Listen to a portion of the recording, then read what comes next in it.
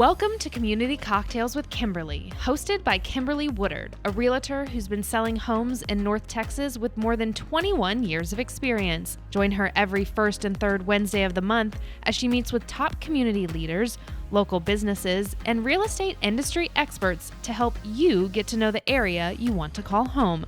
Don't just love your home, love your community. And now your host, Kimberly Woodard. Welcome, viewers, to this episode of Community Cocktails with Kimberly. I am super excited about this episode. Not only is February marks Black History Month, but I have one of the legacy families of Plano here with me today. I have the Thomas Elementary family. The reason I say Thomas Elementary is that if you're from Plano, you know this elementary school. Well, guess what? And you're always like, what's the family like that the school is named after? Well, you're going to find out today. And I have such a large group here. I'm super excited. This is my largest group. So I have family members in this audience that are going to participate, and we're going to learn all about this family and their mark on Plano. Welcome, everyone. Thank you. Thank you. So let's introduce everyone first, and then we'll get talking. So, my name is Dolly Thomas. I am Ben Thomas's middle girl. welcome. And I am James Thomas, and I am James Thomas's oldest son. I need to go ahead and say his nickname is Duty Thomas. Yes. Yeah, a lot of And most your people do nickname not is? know, and my nickname is, well, we'll pass on my nickname. Tracy. There's a story behind it. Yeah, too many stories. Tracy. My name is Tracy Williams Gooden, and my mother was Uncle Duty's and Uncle Ben's sister. Oh, Yes. and then in our studio audience, I am Tony Thomas, and I am the oldest daughter of Ben Thomas. My name is Ariel Thomas, and I am the baby girl of Ben Thomas. And we also had a brother who was Mitchell Thomas, and he is the oldest of the four of us. Yes. wow. My name is Shawn Thomas. I am the wife of James Thomas III. Well, welcome everyone. I'm so excited.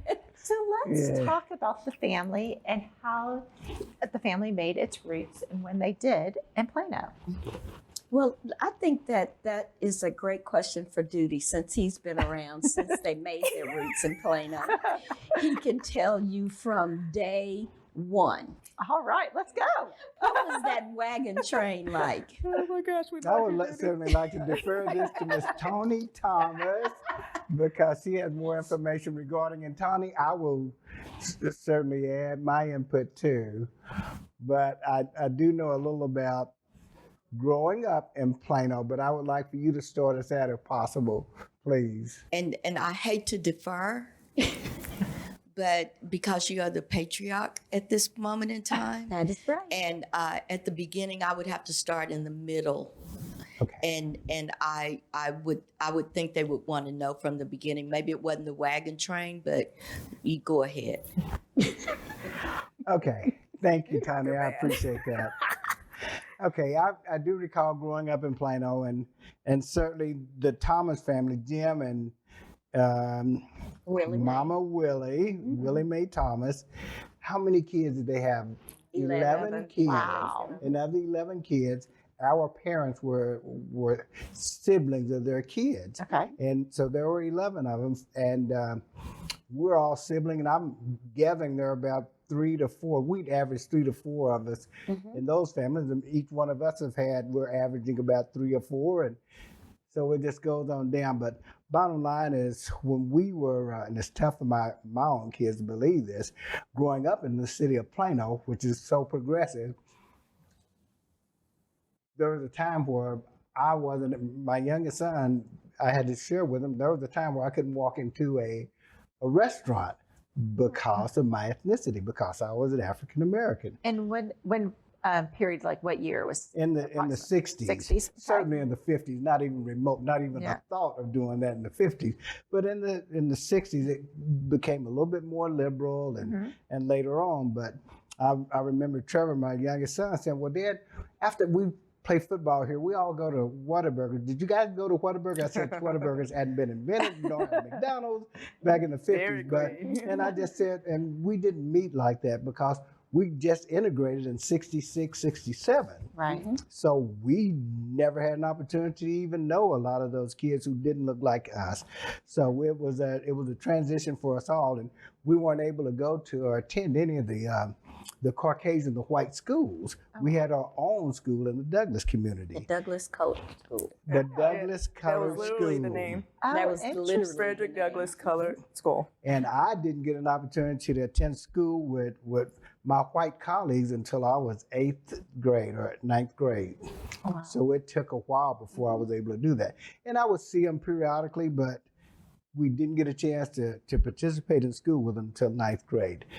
And historical facts have been brought out, and one thing I'll just mention quickly, and I'll move on. But when we did integrate, when I was 8th, 9th, 10th grade, that was the first year we integrated. If for those of you who ever saw the movie Remember the Titans, we won our state football championship. Oh, wow. And that year was? 66, 65, 66, 67 in there. In there. So, Okay. yeah, so I didn't play. I was a little bit younger. I don't think my cousins here believe I didn't play because they think I'm that old, but I'm not. Would any of Dolly, Tony, Chase, any of y'all? I would just like to say, with Duty bringing that up, the most important fact about that growing up in Plano is that, we were, to a certain extent, experienced some of the, separation. But the real thing that we're a little bit proud of is that our fathers participated in bringing about desegregation in Plano. And they worked with the council, they worked with the city professionals and the schools, and they were part of that committee that helped bringing about, because they wanted to bring about a very easy transition. And because they did come to them and put them on that committee, that helped bring about a better transition between not only the white, but also the blacks, because we were just as apprehensive as they were. Right. Correct. And when we desegregated, I went into 6th grade, and I went into 4th grade. she was in 4th grade. My baby sister, of course, wasn't. We didn't. She was a baby. Tracy. Her and Tracy. They didn't So, get to have that but we experience. had We did to not. go through this, and they had to help prepare the installation of this, or so that was important to make them a part of it. And my dad Ben and Duty's dad James, they were part of this committee, working with the coaches, working with the teachers, working with the mayor, Working and with the superintendent. Yes. they worked with the city to make this a very easy, working with the native Planonians there that lived there forever, and trying to make it a seamless transition for us. And So you I know- think that's what's important about that historical time to us, is that transition on the paperwork and the meetings. Thomas was in there and involved in that. I think that another thing that aided in that transition was our grandfather. Right. He Yes, I really, he passed away, I think, when we were 5 or 6, Ariel and I. But I remember him vividly because of the huge person he was. Right. And but he knew people. He had already had those relationships, so people knew him or the family, and I think that really allowed some trust and kind of helped to create a bridge. That's nice. I like And that. he and my grandmother. I And don't want to Daddy leave her Jim. out because she definitely was the she was the push behind the man. Now, Daddy Jim, he had an 8th grade education, so he could read. Okay. So he also owned a janitorial service. He would clean up all of the places in Old Plano. And he also was a boot black. He shined shoes.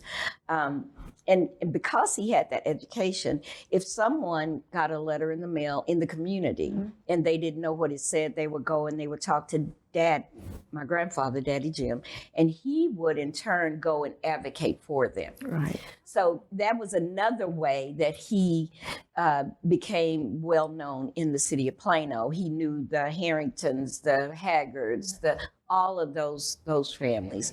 He was also the first African American fireman, and of course back then it was all volunteer. Yeah. Right. So he'd always volunteer as a fireman also. I am so glad that Tony alluded to seamless transition. Yes. So relevant, because a lot of friends with whom I grew up, who grew up in different cities, it wasn't seamless Right. at all, especially, during the tumultuous turmoil with races and all. But Plano, we're really, really blessed. And thank goodness for Daddy Jim, our grandfather, because those people who knew him, they would always specify, you're one of Jim Thomas's kids, grandkids. Right. So theoretically, when we could have gotten in a little trouble, we had a little leeway.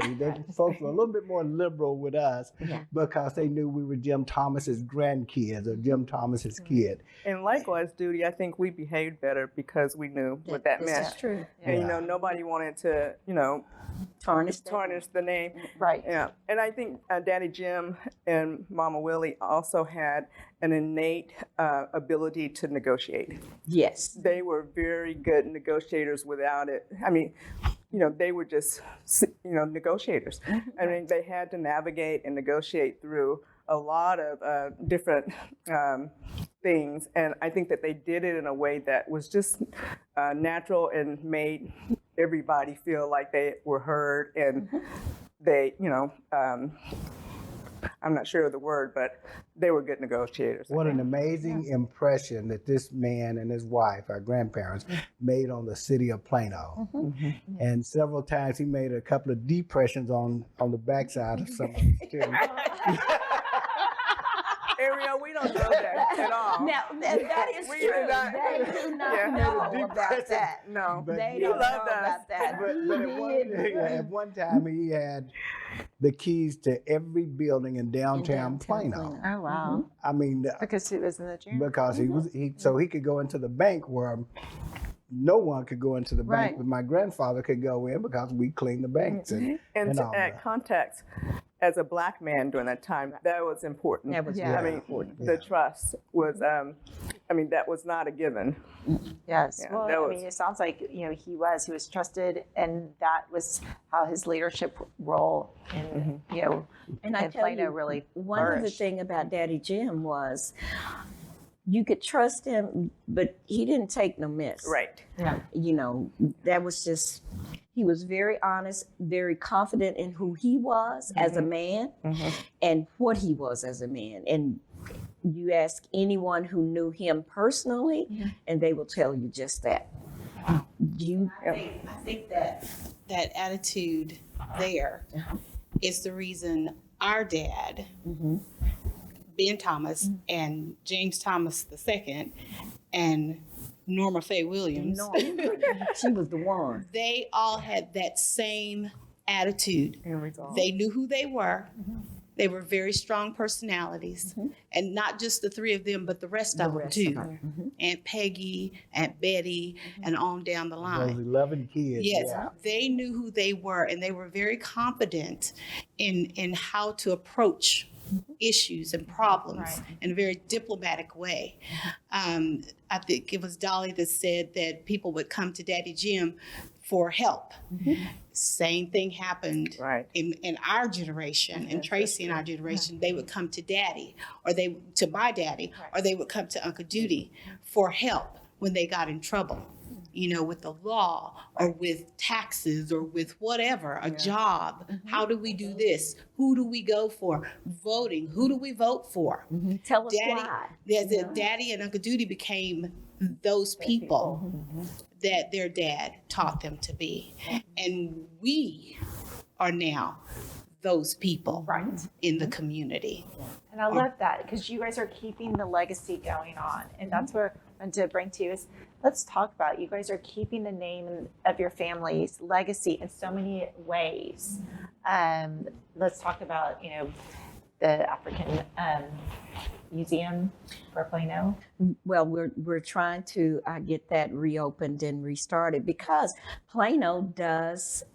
As a matter of fact, North Texas Right. has a great, very interesting African American history. There's some things that happened in like Sherman and Frisco, before it was really Frisco, the story needs to be told. Yes. And it's not so much about being woke or anything like that, but we need those stories so you can understand how your story came about. Right.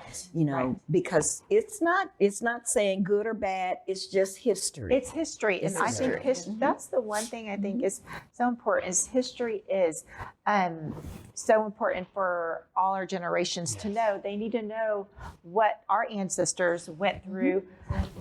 So then this is what you are benefiting from because what they fought for, what they went through and how their life, otherwise they just feel like, oh, this is how it's always been. Yeah. They don't know. Yes. So, And even some of the ugly stuff, you have to know where that ugliness came from so that you can avoid it.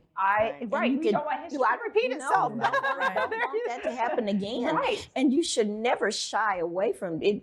You got to take the good with the bad because sometimes the bad is what brings out the good. Right. No, I love that you're saying that because I think that's so true. So many people want to hide, want to put it underneath the covers about the history or should, and that's not right. I mean, we need to let people know, let our kids know, let them learn. It's not all glorious, and they're going to be sad, and they're going to keep asking questions why, and sometimes we don't have the right answer. I mean, I don't, I know myself, and my son asks the question about history. I don't have the right answer. I go, well, I don't know. I don't know why that was done, why they did it there. But now we don't. And so and it's okay. Yeah. But at least have a vehicle where you can find out that history. That is that's how the Plano African American Museum came about. One of the librarians mentioned to my daddy that I can't find any history in Plano. Can you tell me something? And he told her what went on in the Douglas neighborhood as far as it was a thriving place. It had businesses on those 4 streets. You had a hotel, you had a gas station, as Mama would call it, the dry goods store. Oh, wow. You had restaurant, you had the cafe, you had the blue room. And it was because we could not shop in town. Now we could work in town, but we couldn't shop in town. So let's talk. Where was that? So people are kind of listening to this in reference to Plano. Where was the Douglas community? The Douglas community is. Currently, It still is. Back at that time. Yes, it is. It's in East Plano. To give you a point of a point of reference. Right.